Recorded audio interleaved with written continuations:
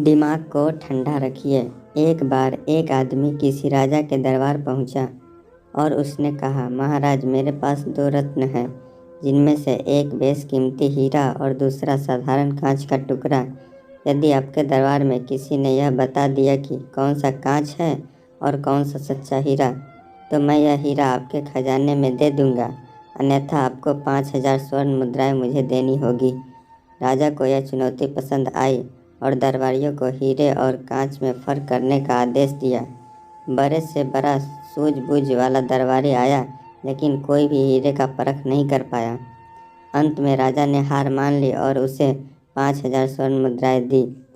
अब वह आदमी दूसरे राज्य पहुंचा और वहां भी उसने यही शर्त रखी, लेकिन वहां भी कोई फ़र्क नहीं कर सका और शर्त के मुताबिक राजा को 5000 सोने की मुद्राएं देनी पड़ी। इसी प्रकार वह आदमी कई राज्यों का भ्रमण करता और अपनी शर्त रखता। हर बार वह स्वर्ण मुद्राएं जीत कर आगे बढ़ जाता।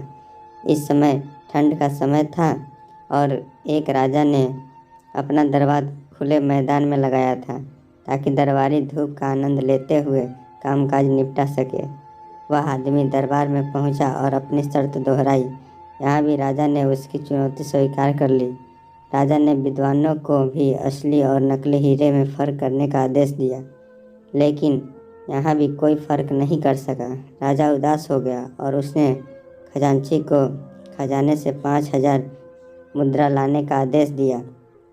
तभी एक दरबारी जो जन्म से अंधा था, उसने कहा, महाराज, खजांची को भेजने से पहले एक बार मुझे इन हीरों को परखने का अवसर दिया जाए। राजा तैयार हो गया।